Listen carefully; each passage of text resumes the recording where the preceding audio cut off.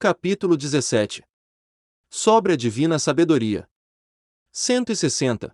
A divina sabedoria é um conhecimento intelectual e infuso das divinas perfeições e das coisas eternas. Deve antes ser chamada de contemplação do que especulação.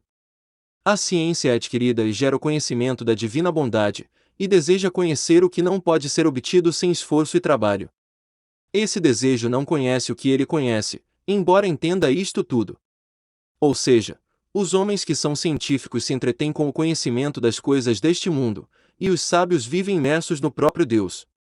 161. A razão iluminada no sábio é uma alta e simples elevação do espírito, pela qual ele vê, com uma visão clara e aguda, tudo o que nele é inferior, e tudo o que diz respeito à sua vida e estado.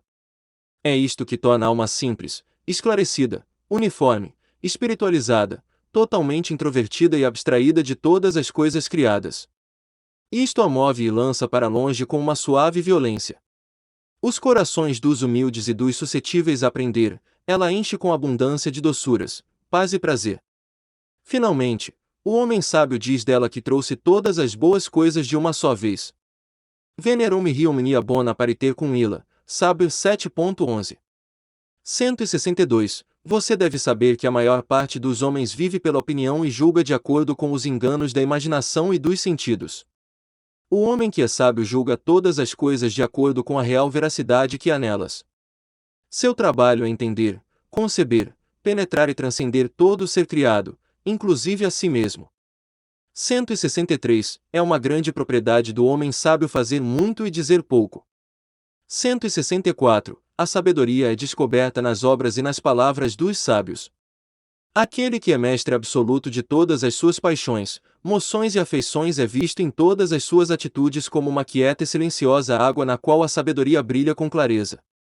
165. O entendimento das verdades místicas é secreto e fechado aos homens que são puramente escolásticos, a não ser que se tornem humildes por se tratar da ciência dos santos. Ninguém a conhece além dos que amam sinceramente e buscam o seu próprio desprezo. Portanto, as almas que, abraçando a isto, se tornam puramente místicas e verdadeiramente humildes, mergulham até mesmo nas mais profundas apreensões da divindade. Quanto mais os homens sensuais vivem de acordo com a carne e o sangue, maior se torna a distância entre eles e esta ciência mística. 166. Ordinariamente, é visto que, no homem que tem muito conhecimento escolástico e especulativo, a divina sabedoria não predomina. Mesmo assim, eles fazem uma admirável composição quando se reúnem. Os homens de conhecimento, que, pela graça de Deus, atingiram a ciência mística são dignos de veneração e louvor na religião.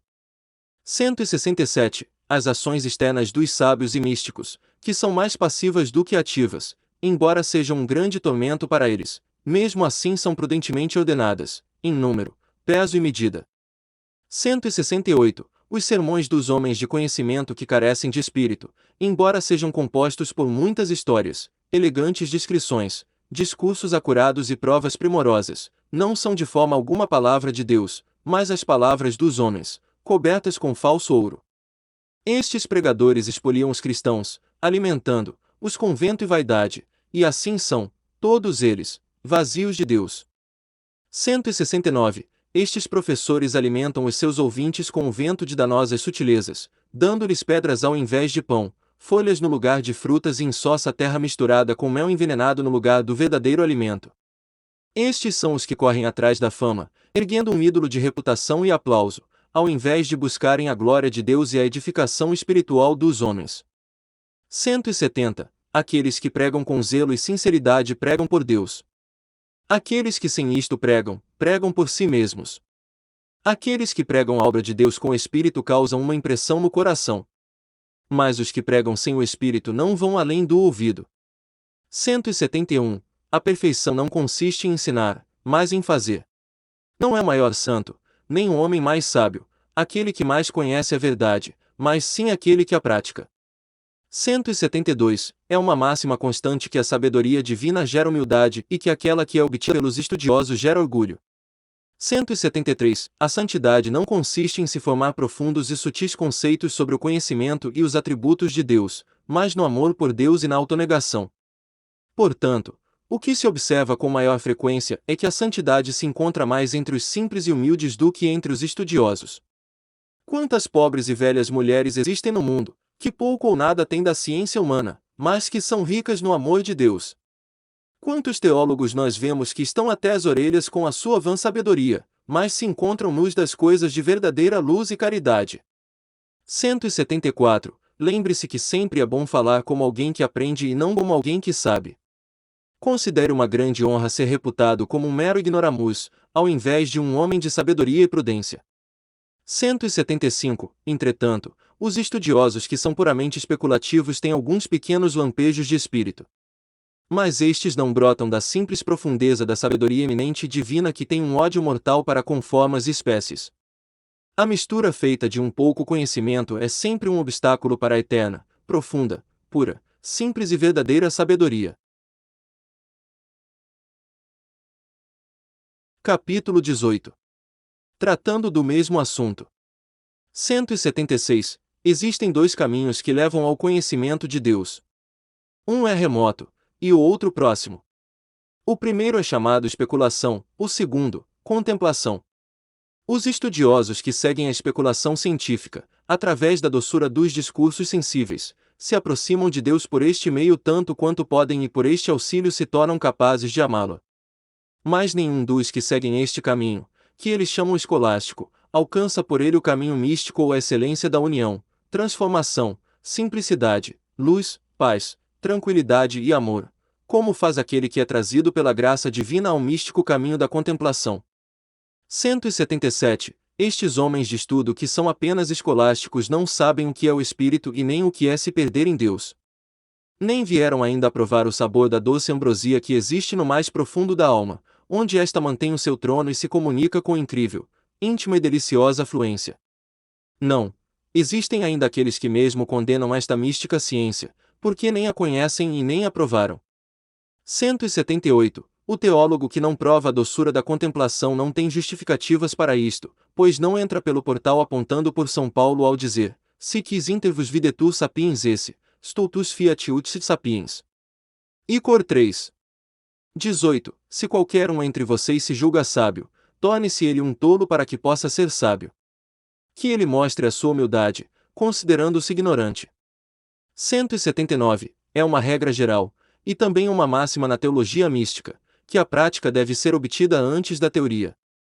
É preciso haver algum exercício experimental de contemplação sobrenatural, antes de se buscar o conhecimento, e uma pesquisa após a sua total apreensão. 180. Embora a ciência mística pertença, em geral, aos humildes e simples, apesar disto, os homens de estudo não são incapazes dela, se não buscarem a si mesmos e nem atribuírem grande valor ao seu conhecimento artificial.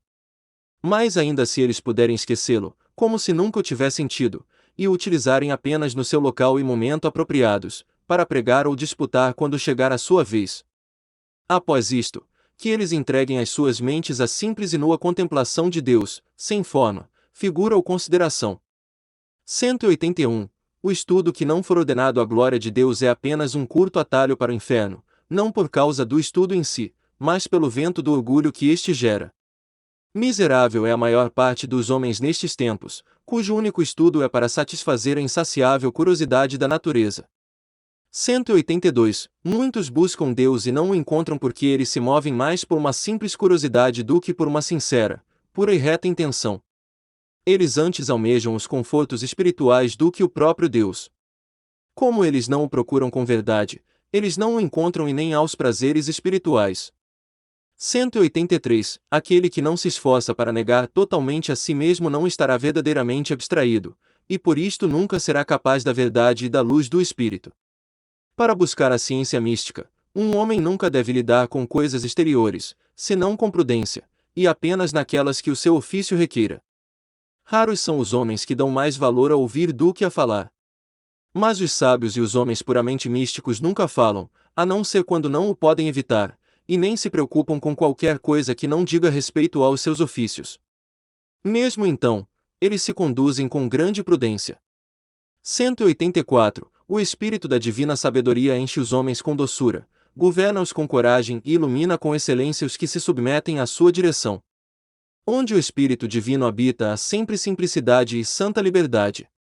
Mas a esperteza e a duplicidade, a ficção, os artifícios, a política e os respeitos mundanos são o próprio inferno para os homens sábios e sinceros. 185. Saiba que aquele que for obter a ciência mística deve negar e evitar 5 coisas. 1. As criaturas. 2. As coisas temporais. 3. As próprias dádivas do Espírito Santo. 4. A si mesmo. 5. Ele deve se perder em Deus. Esta última é a mais completa de todas, porque apenas a alma que sabe como a tudo evitar é a que consegue se perder em Deus, e só nele sabe estar em segurança. 186. Deus se agrada mais com a afeição do coração do que com a ciência mundana.